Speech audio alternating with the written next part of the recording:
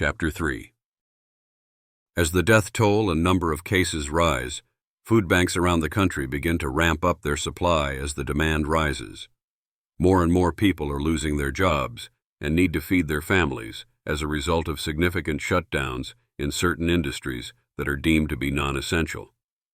I'm standing behind a food bank in Wichita, Kansas, where there has been an astronomically long line of cars desperately waiting to get their food.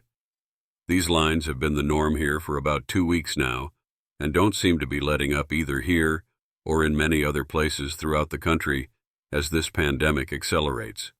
Price Woods of Newsweek. In the town of Brentwood, a northeast slum of D.C., 2 policemen sat patiently inside a room in a small apartment above a convenience store at the corner of 14th Street NE, staking out a den of a drug kingpin. One of them, Roland Dalby, was a tall, stocky black man who had been a 25-year veteran of the MPD or MPDC, the Metropolitan Police Department of the District of Columbia. Roland had been a part of the Investigative Service Bureau of the MPD for the past 11 years. Roland sat beside his partner Jake Reese, a 20-year police veteran. Jake lifted a pair of binoculars to his pitted, pale white face. He peeked at a dilapidated building across the street from where he and Roland were rooted. The building housed one of D.C.'s notorious drug kingpins, Nazar Kuzma, a Ukrainian immigrant who had come to power within the last 5 years with the support of the Russian mafia. Roland looked at his watch. 5 minutes until showtime. Jake pulled out a handheld radio and lifted it to his mouth. The package should be here in approximately 5 minutes. Get your team ready. Jake over the radio to the SWAT team. Roger, we'll be ready, the SWAT team lead replied. 5 minutes came and went, with no sign of the shipment. Vehicles passed by Nazar's building with no interaction. Roland's cell rang. Yeah, what is it? Make sure your people stay out of sight until the shipment shows. Nazar sent some of his people outside to comb the neighborhood for heat, an informant pointed out to Roland. Thanks for the tip, I'll tell my team. Roland hung up his phone and in turn relayed the message to the SWAT team over the handheld radio. 10 minutes after the shipment's scheduled time of arrival, a SUV rolled down the street and cut into the alley to the side of Nazar's building. That might be it, Jake said to Roland. Yeah, I see it. There was a text on Roland's phone from the informant. The package just arrived. That's it, Roland said as he grabbed the radio. The package just arrived. It's a go in 2, Roland said. Roger, the team responded. Roland and Jake walked across the street while the others got into a position to raid the building. Jake parted ways with Roland, cutting to the side of the building and meeting part of the SWAT team. The second team positioned itself on the other side of the building while Roland walked up to the front door. Roland was met by one of Nazar's guards at the front of the building. What do you want? The guard asked Roland. I have message for your boss, Roland said. Oh yeah, what kind of message? This. Roland pulled out his handgun with one hand and flashed his badge with the other. I'm with the Metropolitan Police Department. Just take it, easy amigo. Roland frisked the guard and pulled out a small handgun tucked in his pants near his front pocket. I'll take this. Now let's go. Roland pushed the guard forward, letting him take the lead inside the building. The two entered the building and Roland handcuffed the guard to the side of a staircase. Roland pulled out his radio. I'm in. Roger, the 2 SWAT team leaders responded. One of the SWAT teams kicked open the door on one side of the building, followed by the other team kicking open the opposite side. MPD, Metropolitan Police Department SWAT, shouted as they filed in, apprehending perpetrators. In the back, Nazar and his partner Anton inspected the merchandise that had just arrived. They heard the ruckus coming from the raid, and Nazar threw the box of drugs he had been inspecting back into the SUV and turned to the driver. Get out of here now!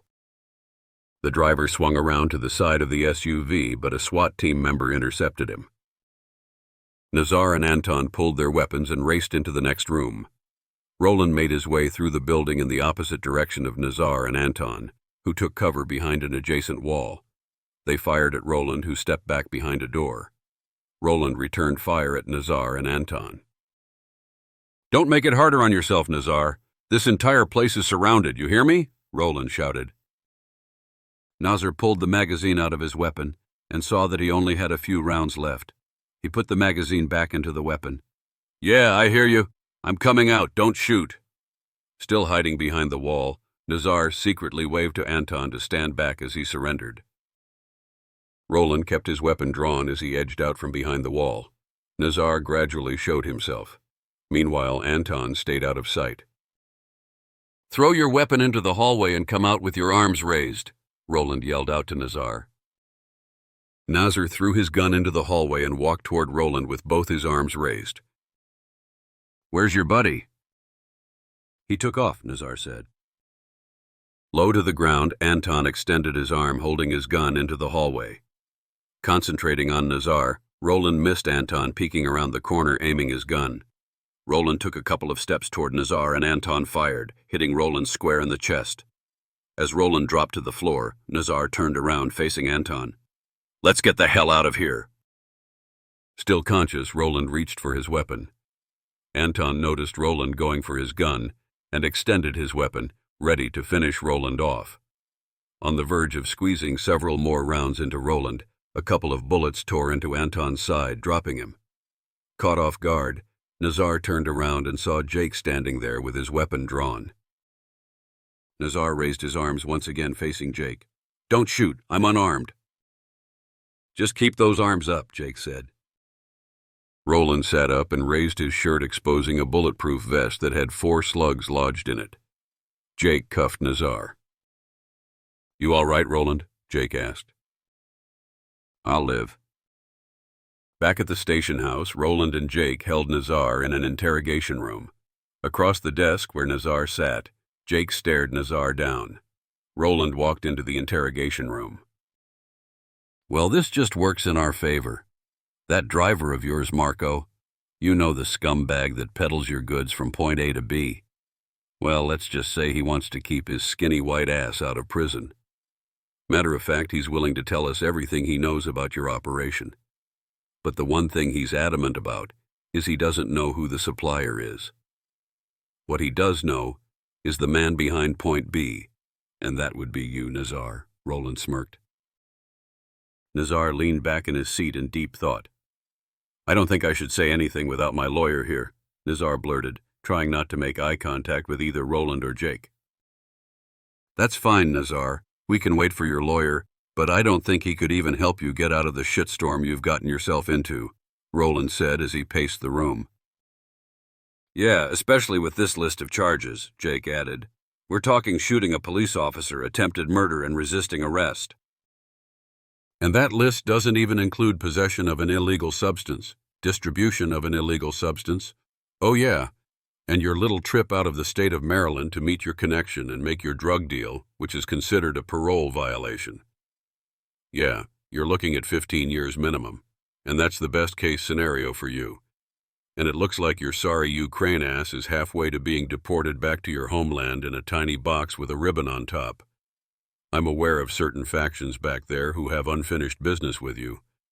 I don't think this is going to end well for you either way," Roland said.